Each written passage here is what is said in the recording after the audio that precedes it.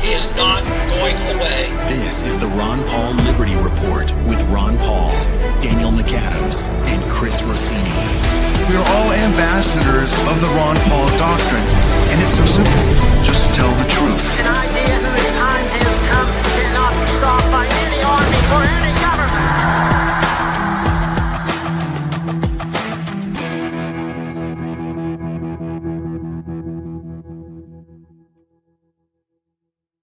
Everybody, and thank you for tuning in to the Liberty Report. With us today, we have Daniel. How are you this morning? Daniel McAdams.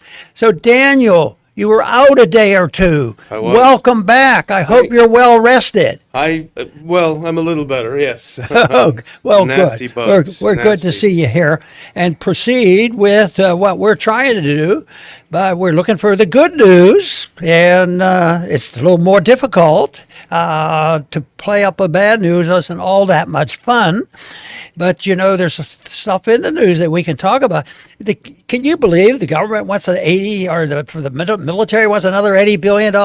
We might talk about Sadly, that. I can believe it, yeah. And also, there's been an oil agreement now. There might be. That sounds like, you know, maybe it took a baby step back to normalcy. You know, we were fighting a war. But anyway, it's a step in the right direction, and there's a fuss going on there. But I'm going to start off with something different because, you know, a colleague, I'm stretching it to say colleague, but somebody I knew, and we knew each other, and we worked on the monetary issues, and I found him a fascinating character, and that's Alan Greenspan. Yeah. Passed away today. He did well. He was 100 years old, so that's pretty good, and but there's a lot of things I remember about Greenspan, but there was one episode that I had that fascinated me. I was just enamored with it. But being on the banking committee, he was coming to, I think, talk to the committee, but before it was held, there was a preliminary invitation to a private meeting with Greenspan. So the members of Congress could go, you know, and actually, they said you can have five or 10 minutes and visit with him and get a picture taken and whatnot. So I really wanted to do it because I'd known about him and met him, in the committee and that sort of thing. But he even back then he was known for having been a very, very strong supporter of the gold standard, and he worked with Ayn Rand. He wrote a lot for her and her magazines and things. So I knew a lot about it, and that was in the '60s when I was just really getting fascinated with all this activity. But when I heard he was coming, I thought, what am I going to do? And it dawned on me that I had all the Objectivist newsletters from the beginning, and I can put that up just to show people I'm not fibbing. The Objectivist pages are getting yellow, and so I was fascinated with staying up with this. But by that time, he was still well known about his strong support for the gold standard. And I still say that the article he wrote on the gold standard is the most, most astute. It was just wonderful and so pro-gold. It didn't last throughout his lifetime, but my little story is that when I knew he was coming, I dug this up. I wasn't sure whether I could find it, but I dug it up. I think it was around 1996 or so, or 66 or 67. That was the year that it happened, that he was coming. So I brought the article in this book. So when I had my one-on-one meeting with him, I said, Mr. Chairman, I said, do you recognize this? He acknowledged, yeah, I recognize that. He wasn't going to deny it. I said, well, there was an article, that's the article. And I mentioned, excuse me, I mentioned the Gold and Economic Freedom article that he was famous for. Well, we talked, so I approached him and said, would you do you want to write a disclaimer? excuse me, but he wasn't following his own advice was the whole purpose. But I got a surprising answer from him. He said, I know he wasn't going to write a disclaimer. He said, besides, he didn't say that word, but he says, my note that I wrote after I met with him was this. On February 28th, Greenspan autographed this article, Gold and Economic Freedom. When asked if he would like to add a disclaimer, he said, no. He says, I had just read this article recently and would not change a single word. And that was astounding because, you know, the Randians and the libertarians were, you know, disappointed that he didn't stick with it because he was well known. But as he worked more and more in the ordinary things, like he became, you know, second longest holder of being chairman of the Federal Reserve. Yeah. So there was a bit of a disappointment on there. But I just want to read just a little bit of this because I found it fascinating. He said that an almost hysterical antagonism toward the gold standard is one issue that unites statists and all persuasion. They seem to sense perhaps more clearly and subtly that many consistent defenders of laissez-faire, that gold and economic freedom are inseparable. And I believe that to be true. So did he plagiarize me or did I plagiarize him, or is that just a good idea? But anyway, and at the end of the article, the last sentence in the article is, this is a shabby secret of welfare status tirades against gold. He was really hitting out the way Rand would about the corporate system and how they didn't understand the importance of free markets. And he said this is a shabby secret. He says deficit spending. Now this is a golden sentence. Deficit spending is simply a scheme for hidden confiscation of wealth. Gold stands in the way of this insidious process. It stands as a protector of property rights.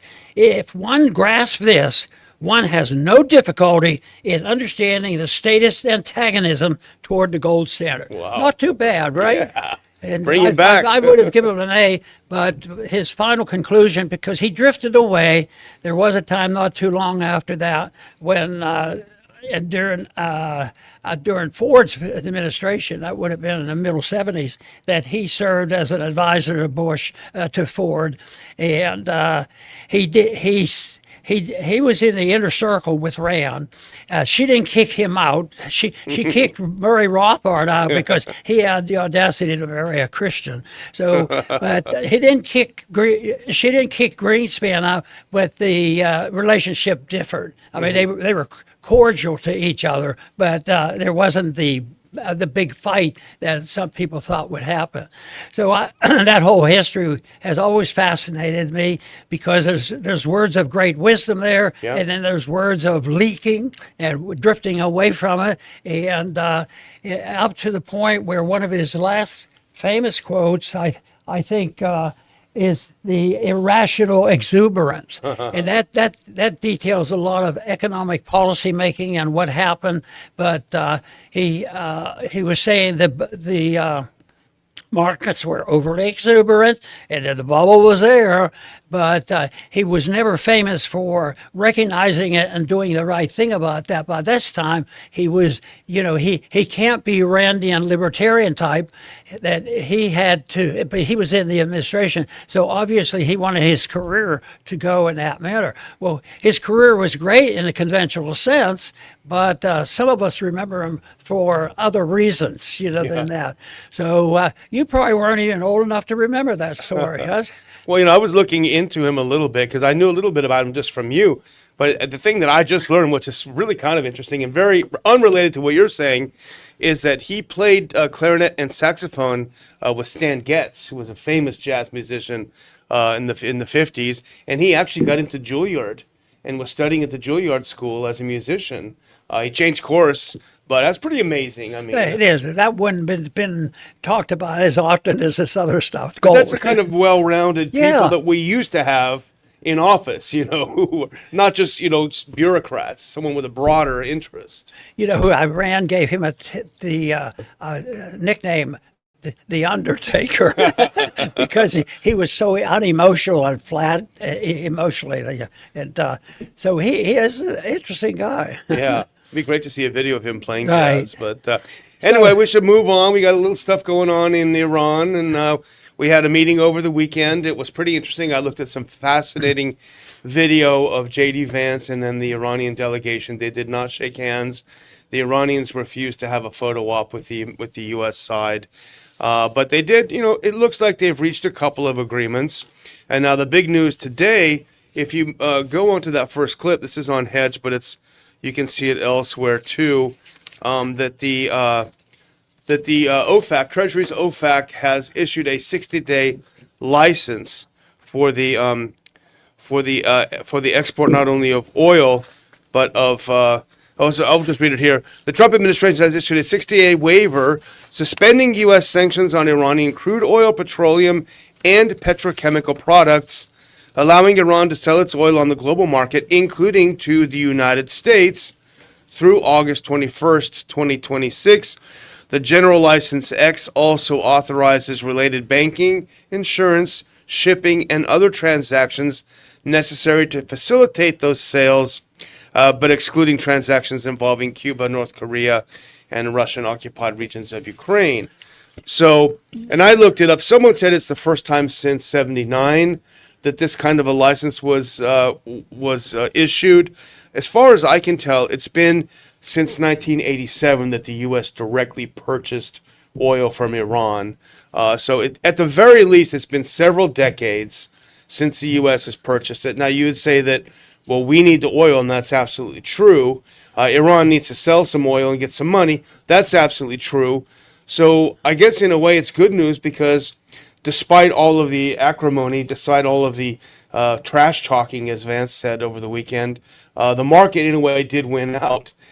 They get to sell and we get to buy, which is, I think, a win-win for everyone. I heard one of the officials of the administration say that they had to always assume and pretend, they don't use the word pretend, is to indicate that the $300 billion that they have, that they have to assume that it still belongs to Iran, because they would, if not, they would lose international reputation. Their international reputation. There's probably some truth to that, but that is so silly, because there was talk this weekend about that, and that's part of the big argument. About, and we say, yeah, we're going to give it back to them, but when and how and under what conditions. So it's.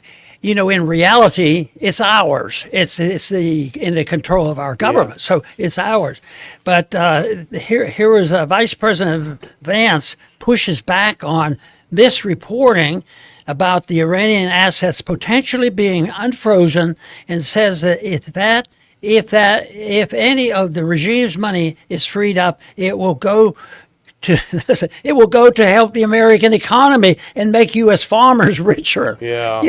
And I think that it's so ridiculous and so inconsistent, because they steal the money and then they're going to use it, like a corporatist would. It goes into corporations and bailing out the people. And people, I imagine 80% of the American people would say, don't give them a penny back. Yeah. That sort of thing. And how many times has the Iranians bombed us? Yeah. And this has been going on for years. Well, the thing is that now that 300 is separate. The money that's being held, I think it's somewhere between 100 and 200 billion, maybe something, and it's being held in various different locations. Now, that's Iranian money that has been seized, so that's their money. And if you remember back when the JCPOA was signed under the Obama administration, people attacked Obama for paying Iran money to sign it, which then we defended Obama at the time because it was actually their money. We gave back their money. And so this would be their money, but the 300 billion is a separate fund apparently that's going to be set up with the U.S. and the Gulf states as an investment fund to invest in Iran. So the two are different things. Now, but the part that you're talking about, which is what J.D. Vance sort of introduced over in Switzerland, is something that I don't think the Iranians have signed off on. And unfortunately, this is something that came out of the mind of Jared Kushner, who for some reason is still in the center of the negotiations, despite the fact that he's not Senate confirmed. He has no position in the administration. He has no diplomatic background whatsoever. But if you skip ahead to the Laura Rosen post on X, this is exactly what you're talking about, Dr. Paul. In my view, I have two views on this. Number one, I'm certain that Jared invested in soy, corn, and everything else before he said this. But the other thing is, I think this is not going to fly. This is an attempt to save face. But Rosen wrote, so Vance said Jared Kushner actually came up with a very interesting solution with the Qataris, where basically, again, if there's any frozen Iranian assets that are unfrozen, we have approval over that process. Now, listen, I cannot see the Iranians signing on to this, Dr. Paul, at all. So anyway, the Qataris have approval over the process. The money would actually go to buy American soy, American corn, American wheat for the benefit of the Iranian people, as if they're deficient in any of these. But nevertheless, keep it up if you can. I'm just trying to read the rest of it. Thanks. What Jared and the Qataris and the entire team here in Birkenstock accomplished is, to me, a classic Trump deal. This is still Vance talking, where if the Iranian assets are ever unfrozen, they're going to go to make American farmers richer and to feed the American people. I think, Dr. Paul, this is simply an attempt on the administration's part to gloss over some of the criticism. Oh, you're giving them money. Oh, you're paying them off. Oh, you're doing this and doing that. I think it's a dangerous game that Vance is playing by saying this, because the Iranians are not going to accept any limitations on what they do with their money, particularly as they do have hundreds of billions of dollars worth of damage caused by American bombs that they need to be rebuilding. I think buying soy from us is probably lower on the list than rebuilding their country. Well, I think this is preventable, and the first thing we ought to do now, and we're trying to do it to the best of our ability, is recognizing exactly what's going on and who stole what and who has the moral responsibility and who really owns this. And it can be worked out if the two parties get together. Now, there is some agreements here on suspension. It looks like oil is flowing. The price of oil went down, so they're making some steps in the right direction, and I think we should recognize that. But I'm looking long term. Is these kind of things shouldn't happen. I mean, why do we have all this money? Why do we go over there and do this? Yeah. I mean, it isn't for national. Nobody could convince me that, Ron, you're missing the whole point. This is why you're safe. This is national security. We're much safer by doing this and having an interventionist foreign policy. And I happen to disagree with that by 100%, because we are not safer. I think we're unsafe. We're less safe. Financially, economically, we're less safe. We're less safe with our civil liberties, and we're less, militarily. And this always leads to a solution that most of the time it adds up. A step in the right direction, we have to compliment. Of course, we made the compliment when they said we shouldn't separate from some of the things. But now they have IEA, moving into participate in this. I think that has to be a correct position. Well, you're giving up our national security. No, we would enhance our national security if we'd mind our own business. Yeah. Well, the thing that I think a lot of people don't understand is that Trump only signed this memorandum of understanding because someone, we don't know who it was exactly, but someone near him took him aside and showed him what was remaining in our strategic petroleum reserve. And I think 3 or 4 different salt caves around the country. One of them, as you point out, is not far from here. But the reserve was getting to the level where there's basically only sludge on the bottom of these places. And once you get to that point, you can't pump it anymore. They've been hiding the fact that the oil is not flowing to the U.S. by pumping out the reserves. And it's getting to the point where he was warned by mid-July, you're going to have a major economic crisis in the U.S. unless you do something. So I think that's one of the things that pushed him over to sort of woke him up to say, I've got to do something about this. And I think that's what pushed him to sign it. And so, of course, and as you read about this week as well, he's getting hit by all sides for signing this. The Dems, who are pro-war just as much as the Republicans, are attacking him. In fact, we've got Adam Schiff, who you mentioned this week. If you got that next one, this is an attack, attacking the signing of the Memorandum of Understanding. Adam Schiff says, wow, Iran gets sanctions relief, the release of frozen funds, the ability to export oil, and a $300 billion reconstruction fund. The U.S. gets a reiteration of vague promises Iran won't develop a nuke. Hard to imagine a more thorough capitulation. You know, that's really funny, Adam Schiff. You're a really funny guy, but the fact of the matter is, what we do get, although it was dumb to start a war, Dr. Paul, as you know, as we know, it was dumb to stop it, to start it, but you know what? If you can stop it and you can save the economy, why would you criticize him for it? Doesn't make any sense. Doesn't make any but sense. we run into that on a daily basis. Nobody asks us either. Yeah. So. But there are some polling. This is a poll that just came out. This is a CBS poll. If you put that next one up. And Trump, who has been dying in the polls, he actually may find himself resurrecting, and actually with him the party itself as we move into the midterms. This may have been a very clever political move. The conflict with Iran. What should the U.S. do now?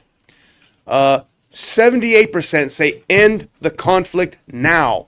78% of Americans. Only 22% say continue until Iran gives up more. So they don't want, Americans by and large, over almost 8 out of 10 Americans do not want us to push Iran. They want us to get the heck out. Number 2, has the U.S. permanently stopped Iran's nuclear program? Only 31% yes, it's done, whatever. 69% no, it's not done.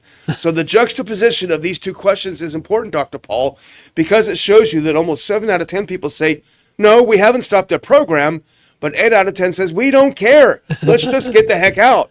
So ironically, even though this was the bonehead move to beat all bonehead moves, in the last 100 years, there may be some political recovery for Trump if he can just keep his mouth shut and continue to pull out of this. Well, it is a tragedy because it's easy to look back and visualize and dream about what kind of a world we would have if it was basically controlled by individuals much closer to a non-interventionist foreign policy than one of militarism and, economic warfare and military warfare. So, but it's a philosophy that has been distorted, and I don't think you find some maybe weak spots in the Constitution, but you don't find a literal thing, a phrase that would say this is where we get our responsibility. When you become a great nation and a rich nation, you have a moral responsibility to make the world safe for democracy, and we expect you to contribute to that. I mean, that would have been exactly opposite of what the Constitution was saying. So that's where the start. But that doesn't solve our problem where we are now, other than trying to encourage people. But I want them to think about the principle, because it's not just a technical fixing of the arithmetic, and that's the case. But that's just changing the cultures and the belief of a whole nation. Yeah. Well, I think the big if is if Trump can control himself, which he doesn't seem to be able to do. And here's 3 very concerning things over the last day that someone needs to, I don't know, get him away from this social media. Can be addictive. I to a degree, I'm addicted to X because I get a lot of info from there. Nevertheless, I get it, but put on that next one. So just as things are going smoothly over the weekend, Dr. Paul, or relatively smoothly, Trump just cannot help himself. He says the headline in the corrupt and failing New York Times, what changed after almost 4 months of war? Analysts say not much. Really? Their military is done. Their Navy is gone. The Air Force is gone. Their launching pads, missiles, and drones and manufacturing of same is almost gone. Their top 2 sets of leaders are gone. Their inflation is 250%. The economy is broken. The soldiers aren't being paid. The Hormuz Strait is open. Oil is gushing. U.S. stock market and jobs are at record highs. That's what's changed, you corrupt and unethical cowards, and more. President DJT. Now, none of that is true, actually, as we know. Literally nothing he said there is true. He shouldn't have said it. Now, go to the next one. Now he starts more threats. This was again yesterday. Iran must immediately stop their highly paid proxies in Lebanon from causing trouble. If they don't, we'll hit Iran very hard again, just like we did last week, only harder. President Donald J. Trump. Now, those proxies he's referring to, Dr. Paul, as you know, are Hezbollah, and Hezbollah are fighting against Israeli soldiers who are inside of Lebanon.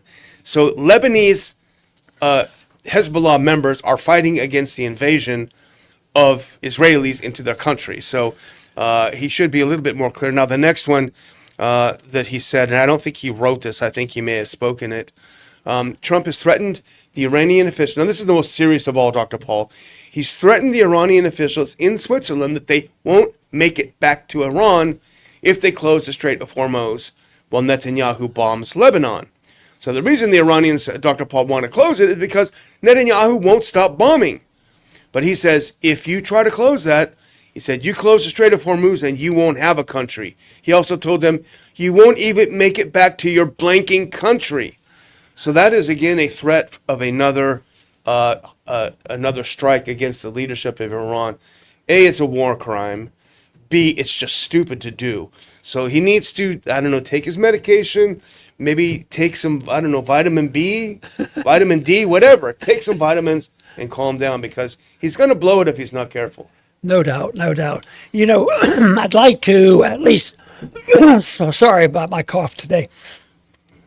I want to mention the cost of all this, because that's that sometimes is the limitation of all this militarism, and it doesn't stir a terrible fright in my mind. I think the world's going to end because we're running out of money. Maybe a little bit of that, and being a little bit more frugal by not so carelessly spending so much money on weaponry. But now they need more weapons. They want this thing to do certain things, helping, socially and different things. But they wanted to just rebuild the weapons. Yeah.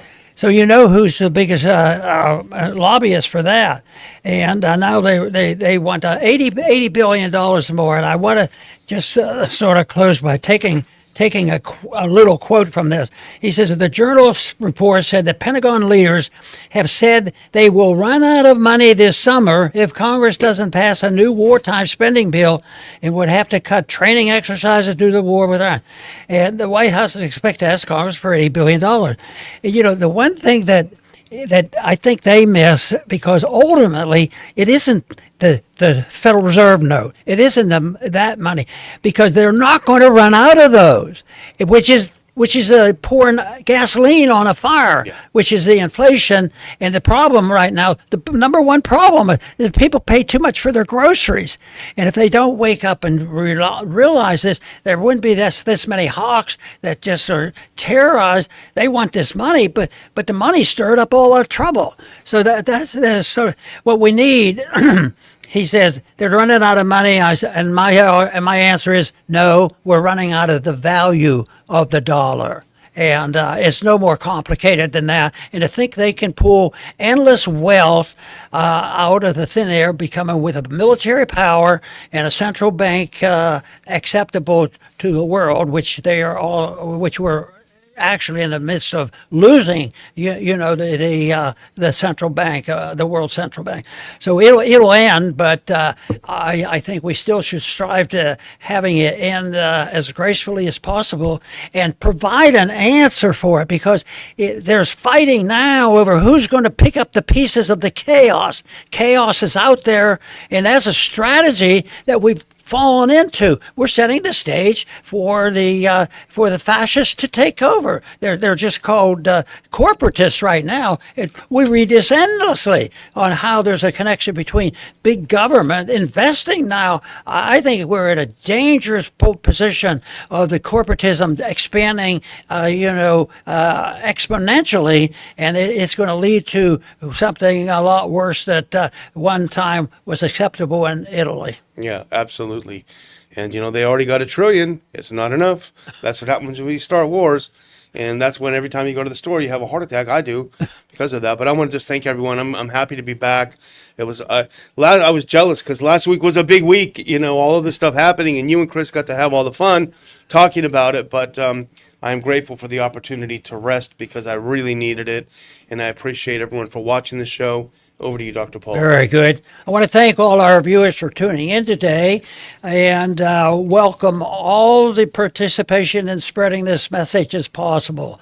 And that is the only way I think it can be accomplished. Everybody has a responsibility, a voluntary responsibility to spread a message. And what people would ask me, what should I do? What should I do?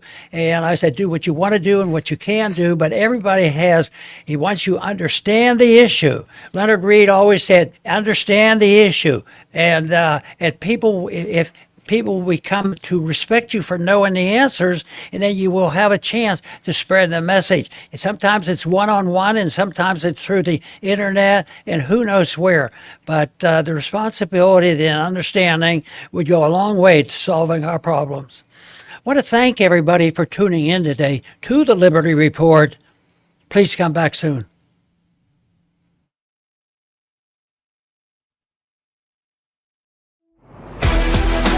Thanks for watching the Ron Paul Liberty Report. Like and subscribe to help spread the message. And until next time, live